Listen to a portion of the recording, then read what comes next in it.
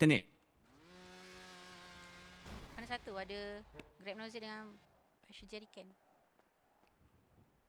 Akak ambil nozzle, akak cucuk. Grab nozzle kak. Macam ni kak. Okay. Betul. Macam tu. Macam dia dah tahu dah tempat dia kat mana. Balik. Lepas tu, Dia tak tahu lah. isi minyak pun Teruskan tak lagi tepi balik. ni kan? Isi minyak kan tepi. Betul. Lepas tu, apa?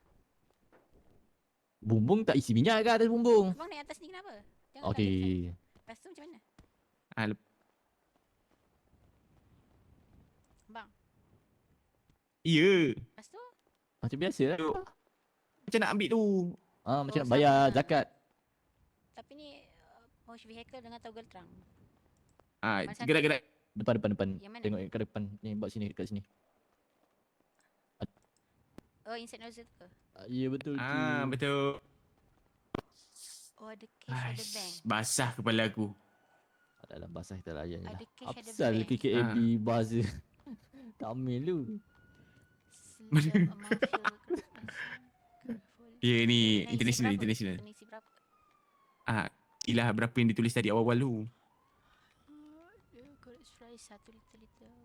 Betul tu kak? Cepat sikit kak. Betul tu kak? Insert nozzle. Aku ada satu Confirm. ni tau. Apa?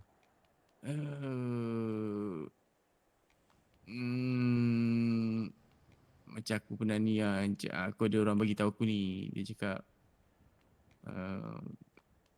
macam suara dia ni macam Julie.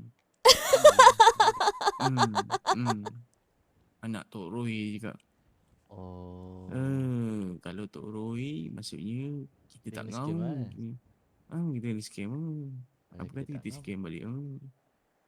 Samun je budak ni. Betul.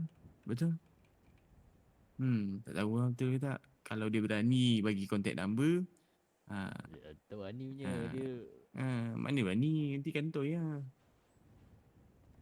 Tadi pun dekat kedai gunting rambut ditegur abang tu. Suara abang slow lah sebab abang pakai perasan tak?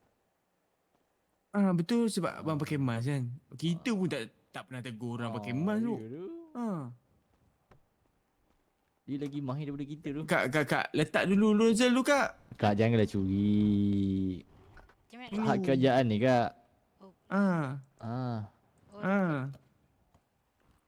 Betul. Macam kat kita balik pantai kak.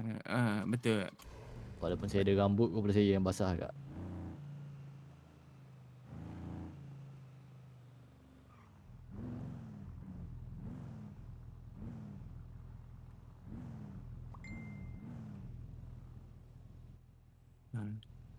Simpan pun tak tahu tu. Mustahil lah tak tahu. Masalahnya dia tahu nak keluarkan kat mana. Tak apalah kak. Itu bodoh dia payung baju. Dia pakai dah.